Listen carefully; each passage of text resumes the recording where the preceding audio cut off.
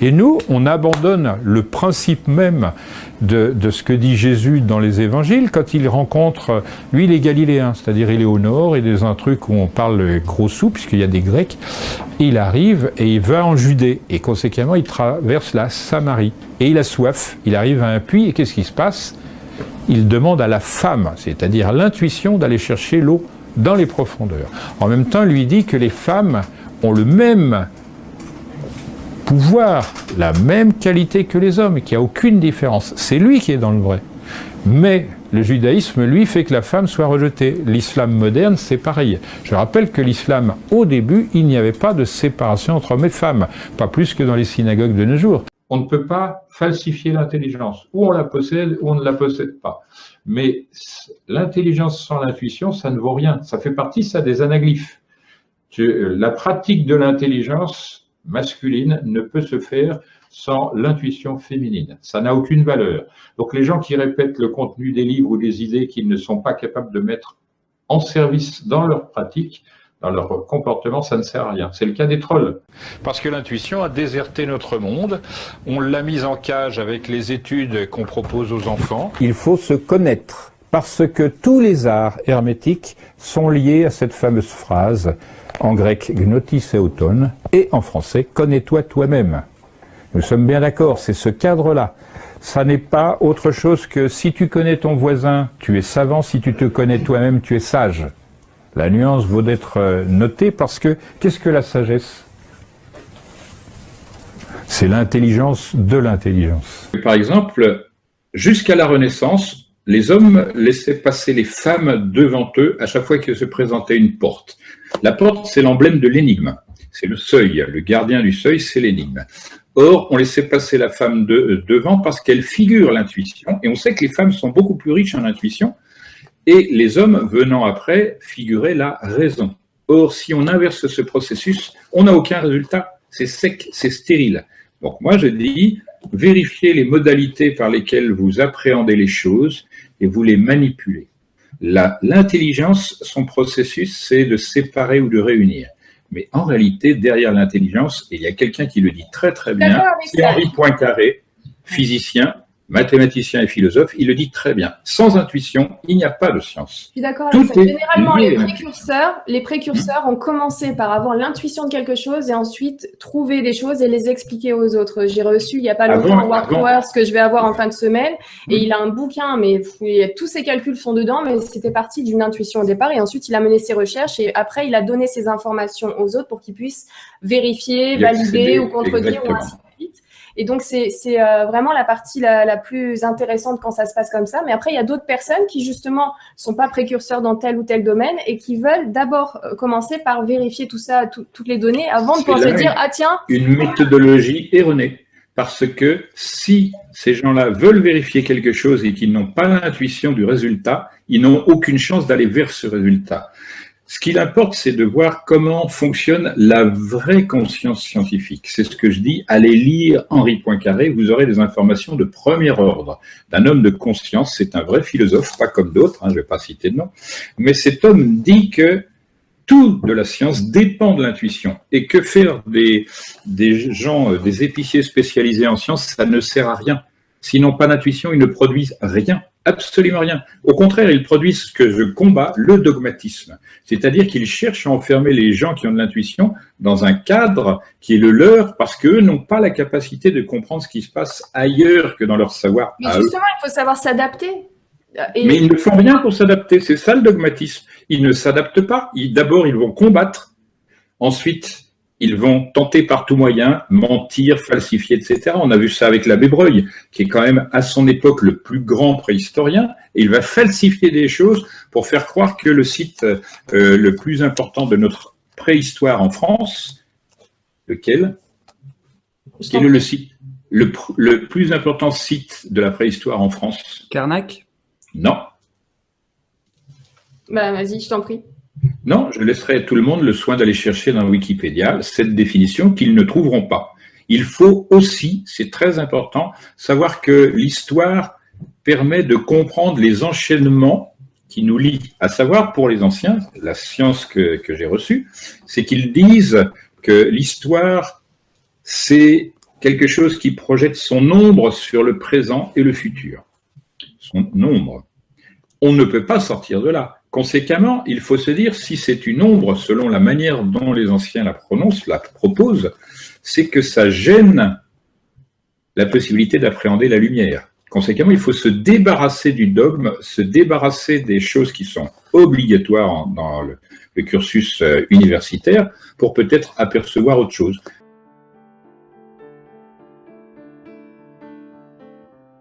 On considère que dans l'univers, il y a deux énergies. Une énergie dite masculine, une énergie dite féminine, lunaire ou solaire, positive et négative. Mais ce n'est pas péjoratif de dire positif et négatif. Négatif, c'est juste le sens. Ça veut dire que c'est de l'extérieur vers l'intérieur. Positif, ça veut dire que c'est de l'intérieur vers l'extérieur. D'ailleurs, dans un couple, quand on élève un enfant, pas quand on l'éduque, mais quand on l'élève, la femme doit faire le travail intérieur, toute la construction spirituelle, et l'homme doit l'amener dans le monde, c'est-à-dire tout ce qui est matériel. C'est pour ça qu'on n'est pas égal, mais on est complet en terre. C'est ça l'idée de la complémentarité. S'il y en a deux qui font la même chose, il y en a un de trop. L'idée, c'est de repérer, soit dans la nature, soit dans un matériau, ce matériau qui contient cette énergie double. Récupérer cette énergie, mais quand on l'a, on ne sait pas combien il y a d'hommes et combien il y a de femmes. Donc il va falloir les séparer, les mettre à part égale, autant de femmes, autant d'hommes, et une fois qu'on est à part égale, alors on peut faire un juste mariage. Et là, on va allier les deux, on va marier les deux. Et si on réussit à les marier à part absolument égale, alors ils fusionnent, et de leur fusion naît un enfant qui est plus beau que ses deux parents, et c'est la pierre philosophale. Donc, on est absolument dans une égalité. On ne peut pas faire de l'alchimie autrement. C'est impossible. D'ailleurs, il y a quelque chose qu'on sait peu, mais s'il y a autant d'adeptes hommes que de femmes. Adepte, c'est celui qui a trouvé la pierre, hein, celui qui est arrivé au bout. Hein. On n'en parle pas, pourquoi? Parce qu'on est dans une société patriarcale, et que pendant un temps, les gens qui étaient lettrés, les gens qui faisaient quelque chose, c'était une menace, c'était le pouvoir. Donc les femmes, c'était pas possible qu'elles l'aient. Mais quand on fait de l'alchimie, les forces de la nature sont équivalentes. Et on ne peut pas dire je vais travailler plus qu'avec une autre, avec une force qu'avec une autre. Non, il faudra de toute façon que je travaille avec les deux. Fort de ces informations, les femmes réussissent aussi bien que les hommes à faire le grand homme. Et dans l'histoire, on a des femmes fameuses dont on ne parle pas forcément pour ça, mais qui ont fait le grand œuvre. Aujourd'hui encore, il y en a encore aujourd'hui. Quand on parle de travail de femme et jeu d'enfant, la femme c'est le Mercure. Mercure c'est le messager des dieux. Donc on dit, si tu veux trouver, cherche d'abord le spiritus avant de trouver le matériel. Et ça c'est le travail des femmes. La femme était toujours l'intercesseur entre les hommes et les dieux, jusqu'à ce que les hommes se rendent compte que c'est un pouvoir. Après, ils ont dit, c'est pour moi. Mais la Pythie, à Delphes, les Vestales, c'était des femmes. Mais c'est pas juste parce que c'était des femmes, c'est parce qu'elles avaient le pouvoir de le faire. Elles avaient la qualité de le faire. Et à partir de ce moment-là, c'était intercesseur entre les hommes et les dieux. Et on retrouve dans l'histoire, plus elle est ancienne, plus c'est vrai. Puis plus on se rapproche de notre période, moins c'est visible. Mais ça ne veut pas dire que c'est pas vrai. Je pense à Hildegard von Bingen, par exemple, qui a juste laissé des traités d'alchimie sur les plantes, de la musique, des choses assez incroyables. Marie la Juive, qui invente le bain-marie. Mais dans les adeptes, on n'a aucun complexe avec ça. Alors là, on enseigne à n'importe qui. Puisqu'on sait très bien que de toute façon, on aura besoin des deux natures. Donc on peut se cacher tant qu'on veut. Un jour ou l'autre, on y sera confronté. Alors je dis les deux natures, je veux dire un homme peut avoir une partie féminine, une femme peut avoir une partie masculine. L'idée, c'est qu'il y a une cohabitation pacifique des deux. Et des contraires. On ne peut pas faire autrement. Notre univers, il y a une énergie qui va dans un sens, une énergie qui va dans l'autre sens, et quand on amène les deux, on trouve la neutralité. Le temps, l'espace et la matière. C'est la première manière de délimiter l'espace. C'est pour ça que la première forme qui va apparaître dans notre monde, c'est le delta. Dans tout le symbolisme, vous allez voir cette forme, le triangle qui apparaît, mais un triangle particulier, qui fait 108 degrés en haut et 36, puisqu'il est au nombre d'or. Et le nombre d'or vient du mot hébreu Aor, qui veut dire lumière. Donc c'est le nombre qui laisse passer la vraie lumière, celle qui vient de l'extérieur. Et c'est pour ça que quand on va faire quelque chose au nombre d'or, par exemple une cathédrale, par exemple le fronton d'un temple, c'est parce que grâce à cette forme, la vraie lumière va rentrer dedans. Et comme elle rentrera dedans, oui, on est dans un lieu en relation avec les hommes et les dieux. Et si vous prenez 3 triangles, 3 deltas, vous obtenez une étoile à 5 branches. Un triangle, un deuxième triangle et le troisième. 1, 2, 3, 4, 5. Donc le 3 est dans le 5, ce qui est un des secrets des bâtisseurs. Puisque bien sûr, tout va découler de là, toute l'architecture sacrée, qui va permettre de faire rentrer la vraie lumière à l'intérieur d'un lieu. En effet, le personnage montre ce que les orientaux appellent le ki. Hi, normalement, c'est un souffle de hi, presque ka, mais normalement, c'est hi. Voilà. Donc, c'est la lumière vraie, la vie elle-même, d'où la lettre I au milieu de ce mot-là, vie, réceptacle de la lumière énergétique, sous-entendu, ce qui nous fait vivre. On verra que si on allait plus loin, rien que le mot vie nous donne les modalités de la chose, à savoir le V, c'est le réceptacle du cosmos, d'une manière générale, plus que le U, puisque le U ne vise que ce qui est au-dessus de lui, le V, lui, il prend tout. Il y a la différence, la nuance, c'est pourquoi c'est le masculin qui l'emporte dans l'ancienne manière de voir les choses. Ça ne veut pas dire que l'homme est supérieur à la femme, ça veut dire qu'il a plus de force physique à appliquer dans les choses difficiles. Il a la liberté d'être, parce que quand l'homme n'est pas enceinte, il n'est donc pas confiné à l'intérieur d'une maison, il peut aller à l'extérieur, ramener des choses, etc. Donc ces toutes petites choses-là disent non pas que l'homme doit assujettir la femme à sa volonté, ni quoi que ce soit. Rien de tout cela n'existe chez les anciens. C'est la perversion de tout cela par les politico-revanchards, etc. Parce qu'en réalité, les chefs religieux maintenant sont surtout des chefs politiques. Je continue. Nous avons donc la papesse qui manifeste la dualité conceptuelle. Donc on peut dire sans se tromper, et symboliquement cette fois-ci et emblématiquement aussi, que lui c'est le créateur, elle c'est la création. Et elle, puisque c'est elle, elle va non pas créer mais engendrer. Vous voyez la petite nuance, créer c'est faire quelque chose à partir d'autre chose antérieure, mais comme il est l'antériorité de tout, le créateur, on n'a pas le choix. Mais c'est intéressant de savoir que créateur, c'est la lune, c'est le reflet de quelque chose, et R c'est la force. La création, c'est le reflet d'une force intérieure qui veut agrandir l'univers sans cesse.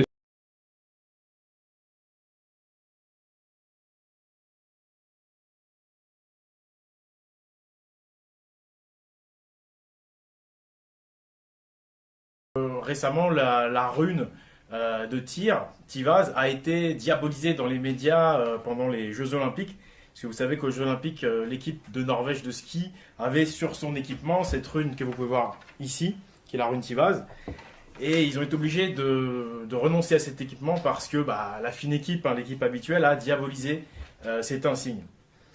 Vous devez vous douter que si la fine équipe diabolise cette culture comme elle le peut, c'est parce que ça va être très intéressant à explorer. C'est important de dire pourquoi il y a une différence entre Tyr, il prononçait tour, parce que le mot tour, chez les anciens, par exemple en hébreu, c'est Migdal, la tour, c'est l'endroit des archives, le savoir. C'était confié aux femmes, la garde des tours où on mettait les archives. C'était très important, c'est pourquoi les druidesses avaient une très grande importance qui les égalait très largement et aisément aux hommes, aux druides. Et donc ça s'est perdu, mais ça, c'est une rune masculine. La flèche est bien explicite, mais en même temps féminine, parce qu'elles aussi, les lettres sont polarisées. Donc il faut bien savoir que pour être clair, d'une autre manière, le corps de la lettre, c'est sa géométrie, c'est son rang dans l'alphabet, c'est sa forme. Là, il y a un 3 internaire, c'est une ligne verticale, et 2, ça sous-entend que c'est le nombre 3, ou encore, vu comme ça, c'est le trident de Neptune, ou la lettre epsilon chez les Grecs. Toutes ces choses-là, il faut les considérer telles qu'elles sont. Dès qu'on a un nombre déterminant d'une forme géométrique, on est, pour le nombre 3, dans le trismégitisme, c'est-à-dire la plus importante. La rune la plus importante, c'est celle-ci. C'est celle-ci qui fonde la morale des anciens dans cette région. Si on ne veut pas admettre ça, on ne comprendra jamais rien. Et c'est pour ça sans doute, c'est pour ça que la fine équipe a vraiment diabolisé celle-là en particulier. Mais il retourne tout, la fine équipe. Montre le bref exemple suivant, issu de la pensée hermétique. Je vais donner un exemple de la leçon de la polarité offerte par mon grand-père. Il nous dit, regardez les hommes, ils ont les épaules larges, carrées, et les hanches étroites. Et il dit, regardez les femmes, elles ont les épaules étroites et les hanches larges. Donc ici, il y a d'ores et déjà un axe. Cette chose-là se trouvant ici, celle-là ici. Maintenant, chose un peu délicate, mais pour les hommes, les organes sexuels sont extérieurs et rapprochés. Pour les femmes, ils sont intérieurs et espacés. Autre leçon de polarité, cette fois-ci, en effet, sur un axe verticale. Ça, les testicules masculins sont l'endroit le plus froid du corps humain, alors que les ovaires sont les endroits les plus chauds du corps humain, intermédiaire le foie. L'homme va avoir une vie sexuelle qui commence à la puberté et s'arrête à la mort, donc sans terme, alors que pour la femme, sa vie sexuelle commence à la puberté et s'arrête à la ménopause. Dans cette période, la femme va produire environ 440 ovules et l'homme environ 660 milliards de spermatozoïdes. On voit que la nature gaspille quand elle veut. Elle est parfois économe et parfois dispendieuse. On sait que du point de vue chimique, il y a la polarité. De la même manière, le corps féminin représentant la partie acide, la partie basique est donnée par le corps masculin. Les spermatozoïdes sont le plus grand nombre de cellules mobiles, celle-là le plus petit nombre de cellules géantes mais immobiles. Ces polarités donc sont complémentaires, sont indispensables et tout le plan humain est fait là-dessus. Or mon grand-père me disait que l'univers répond à cette exigence de polarité et que lorsque l'on se place dans la synthèse de ces choses-là, on aperçoit les choses vraies, constitutives de l'univers. Et on voit que la résultante ici, c'est un enfant qui a les caractéristiques de ses parents. Voilà les éléments essentiels. Donc ces choses-là montrent que les polarités tiennent dans les chiffres, la production naturelle, tiennent dans la géométrie, tiennent dans l'espace, dans le temps, etc. Ça, c'est une première leçon. Les Égyptiens font état de cette polarité dans tous les cas de figure. Isis et Osiris, c'est bien un couple. Ils nous parlent du couple Nephthys et Isis, qui sont des sœurs. Ils nous parlent de l'Égypte haute, de l'Égypte basse. Ils nous disent, à droite du Nil, c'est les vivants, à gauche, ce sont les morts. Et lorsque je me suis intéressé à cette modalité de pensée, j'ai aperçu qu'elle était congruente avec l'étude mathématique de la pyramide. Savoir, nous avons ici Gizeh, site de Gizeh, et ici l'île de Pâques. Cette distance, on la connaît, c'est 1,618 multiplié par 10 000 kilomètres. Cette fois-ci, je n'ai jamais eu jusqu'à présent de remise en question de cela. Ça, c'est le milieu du monde, ça, c'est l'extérieur du monde. Mais là où ça devient intéressant, c'est que cette polarité dont j'ai parlé tout à l'heure se retrouve. Ici, nous avons comme soubassement des roches sédimentaires, c'est-à-dire faites par le dépôt des testes animaux pendant des millions d'années. C'est l'eau qui a créé ça. Et là, nous avons des roches magmatiques, c'est le feu qui crée ces roches. Celle-là, c'est également la polarité. Autour de cet espace-là, il n'y a que de l'eau. Autour de cet espace-là, il n'y a que de la terre, hormis le Nil. Donc c'est cette polarité qui m'a guidé dans mes premiers pas pour vérifier si mes hypothèses, parce que je travaille selon la méthode heuristique, je pose une hypothèse, je vais vérifier par tout moyen et détruire cette hypothèse, ce que j'ai toujours fait dès mes débuts. Donc cette polarité est une des modalités de la pensée des anciens. Je ne dis pas des anciens égyptiens, mais des anciens en général, parce qu'on la retrouve exposée ailleurs. Je prendrai comme cas suivant Machu Picchu, qui est un site connu du monde entier, où l'on voit d'un côté Machu Picchu, qui veut dire ancienne montagne, et en face il y a Huayna Picchu, qui veut dire jeune montagne. Et là encore, il y a une relation de dualité, si les jeunes savaient, si les vieux pouvaient. On retrouve ces polarités partout dans la culture, mais on n'y fait pas attention parce que justement, rien n'apparaît dans ce décor, tout est la même chose. Il faut dire que la vraie leçon se situe verticalement et non plus horizontalement, à savoir ce qu'on appelait symbole chez les anciens. Ça n'était pas un morceau de quelque chose qu'on coupait en deux, mais la relation entre les archétypes célestes et les reproductions de ces archétypes sur la Terre. C'est pourquoi il fallait être, dans la mesure du possible, aussi parfait que le ciel était parfait. C'est cela, selon mon idée, la base des religions anciennes et notamment la religion égyptienne.